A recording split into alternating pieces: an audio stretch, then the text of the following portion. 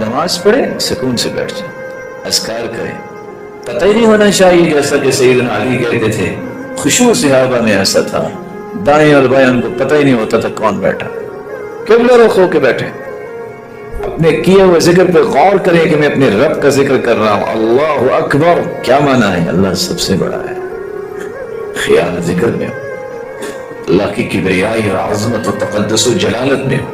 دوسری روایت کے الفاظ جب نماز پڑھ کے فارغ ہو جاتے ہیں وَالْمَلَائِكَةُ يُصَلُّونَ عَلَىٰ أَحَدِكُمْ مَا دَامَ فِي مَجْلِسِهِ الَّذِي صَلَّىٰ فِيهِ تَقُولُ الْمَلَائِكَةُ اللَّهُمَّ اغْفِرْ لَهُ اللَّهُمَّ ارْحَمْهُ اللَّهُمَّ تُبْ عَلَيْهِ مَا لَمْ يُؤْذِ وَمَا لَمْ يُحْدِث۔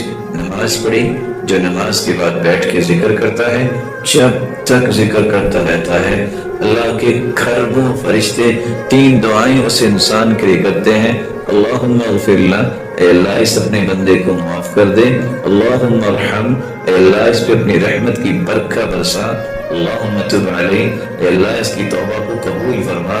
یہ دعائیں کب تک فرشتے دیتے رہتے ہیں؟ ما لم یؤذی، جب تک وہ ذکر کرنے والا کسی کو تکلیف نہیں دیتا۔ اگر کونی لگا دے، دھکا دے دے، یا بچے ہیں چٹکی کاٹ لیں، یہ فرشتوں کی دعاؤں سے محروم ہونے کا سودا ہے۔